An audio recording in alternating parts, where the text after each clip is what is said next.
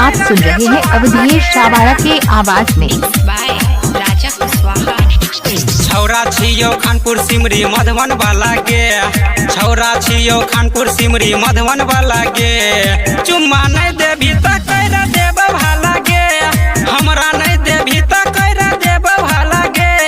जाने छियो कौन छोरवा से बतिया छही गे, जाने छियो कौन छोरवा से बतिया छही गे। चुम्मा नहीं देभी त कैर देब भाला गे, हमरा नहीं देभी त कैर देब भाला गे। महाशक्ति फिल्म समस्तीपुर, महाशक्ति फिल्म समस्तीपुर।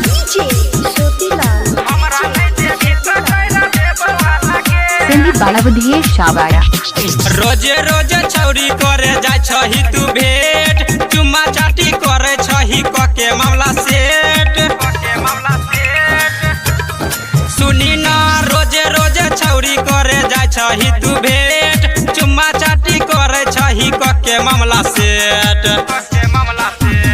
बिना भातार के बढ़े छो ऊपर वाला गे, केना बढ़े छो तोहर ऊपर वाला गे। चुम्मा नहीं देभी त कैर देबो हाला गे, हमरा नहीं देभी त कैर देबो हाला गे।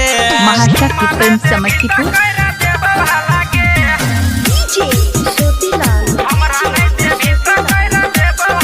संदीप बालावधेश शावाड़ा। हाँ, नाम छौ यो कर गे है मुनी लाल मुकेश, जाने छौ बात सब गायक अवधेश।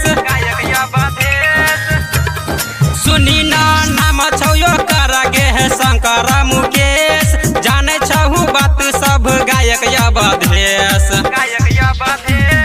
हमारा नहीं बुझ दोसर गाँव वाला गे, हमारा नहीं बुझ दोसर गाँव वाला गे। चुम्मा नहीं देभी त कैर देबो हाला गे, हमरा नहीं देभी त कैर देबो हाला गे। महाशक्ति फिल्म समस्तीपुर।